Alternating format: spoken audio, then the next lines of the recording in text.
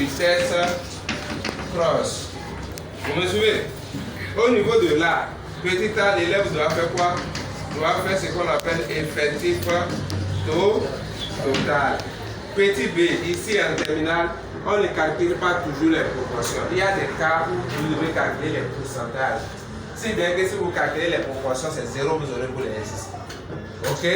Donc, on va dire ici quoi? Proportion ou pourcentage. Ok? Phénotypique. Après ça, c'est à partir des proportions ou pourcentage phénotypique, vous allez pouvoir formuler l'hypothèse en utilisant le tableau. C'est pour cela que vous avez besoin du tableau. En réalité, c'est que j'ai mis au tableau ici. Est-ce que vous pouvez vous répondre? C'est que nous avons mis au tableau ici. Vous utilisez ça uniquement ici. Est-ce que vous me suivez? Donc tout le haut là n'a rien à voir avec le tableau là.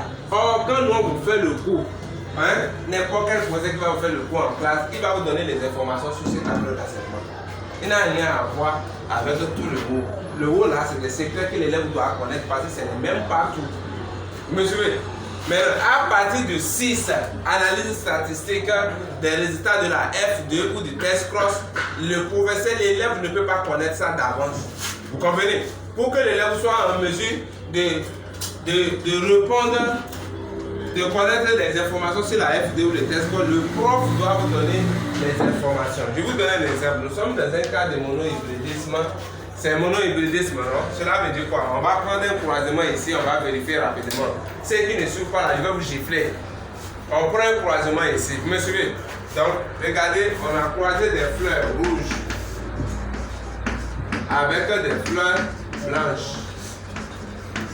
Et en F1, nous avons quelles fleurs? Les fleurs rouges. Vous me suivez?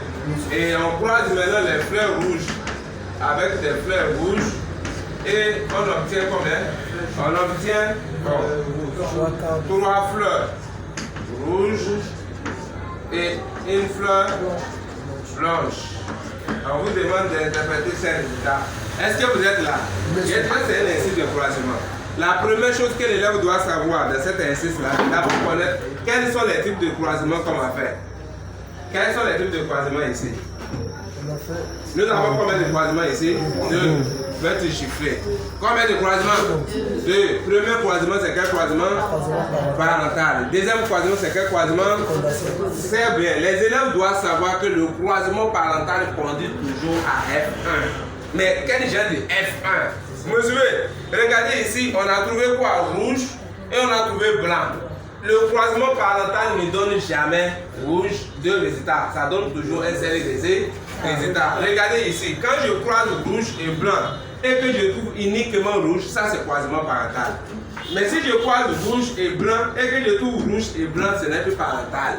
Est-ce que vous êtes là? Monsieur. Ça va? Très bien. J'ai dit quoi? Quand je croise rouge et blanc et je trouve simplement rouge, ça c'est croisement parental. Et si l'exercice s'arrêtait là, vous me suivez? Ça s'arrête là. C'est ce que l'exercice vous a donné. Ça c'est combien de croisements on a fait?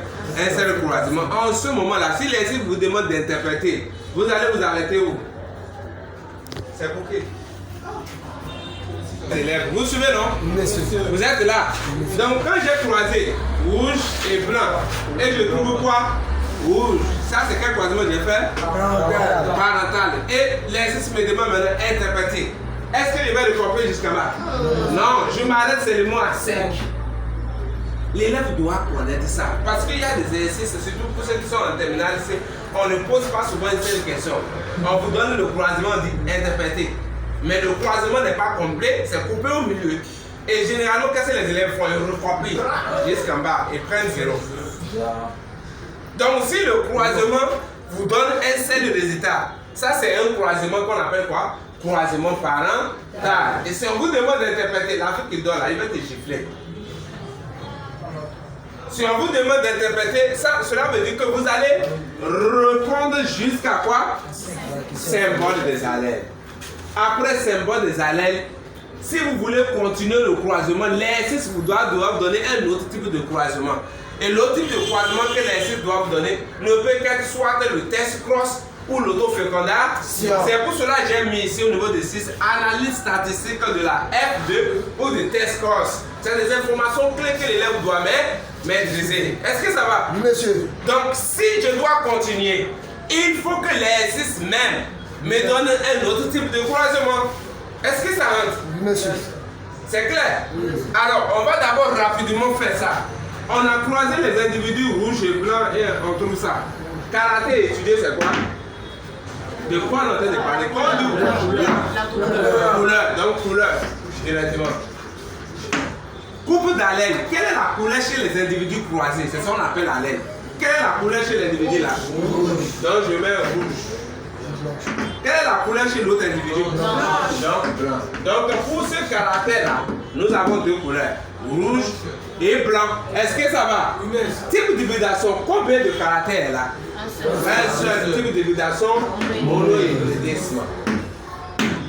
Nous avons fini avec l'information. On attaque maintenant le résultat F1. Analyse statistique de la F1. Ça va? La F1 est comment? Rouge, non? Est-ce qu'on a deux types? Non, monsieur. Un seul type. Ça veut dire que la F1 est homogène. C'est ça qu'on appelle uniformité des hybrides. Donc l'élève ne perd pas son temps. Il se pose la question.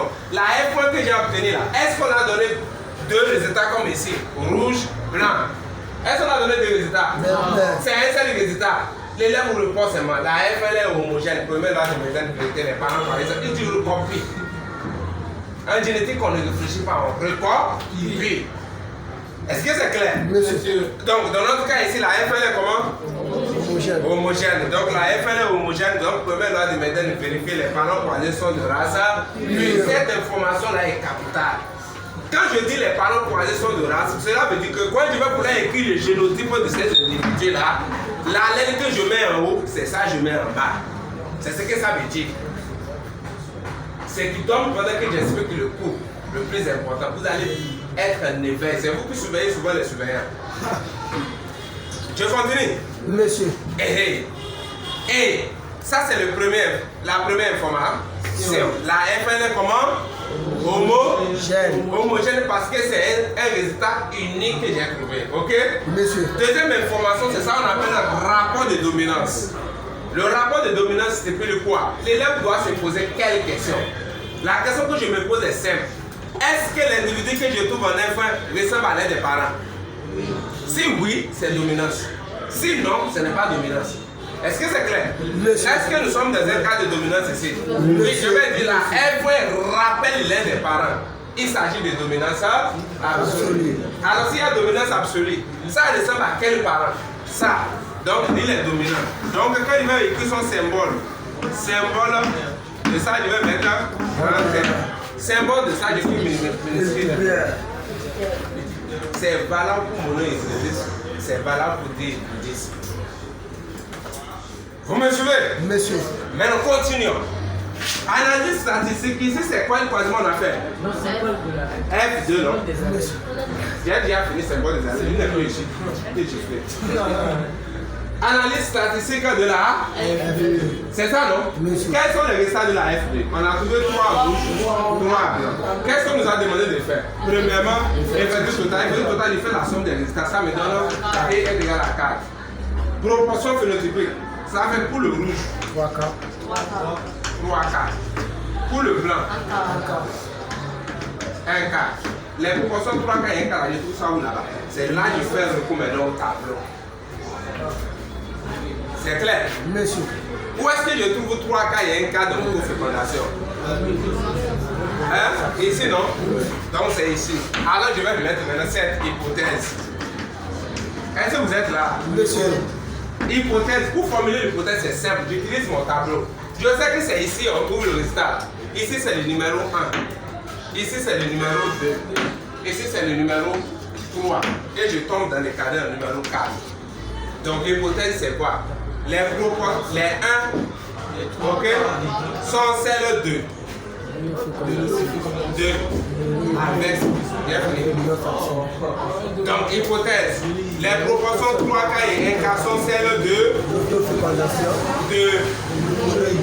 avec dominance absolue. C'est comme ça qu'on forme l'hypothèse. Si j'ai le tableau en tête, je le remplis seulement. C'est bon? Monsieur. Alors, après formulation d'hypothèse, nous allons donc faire quoi? Vérification de l'hypothèse et enfin conclusion. Nous, c'est ça directement, on commence l'exercice.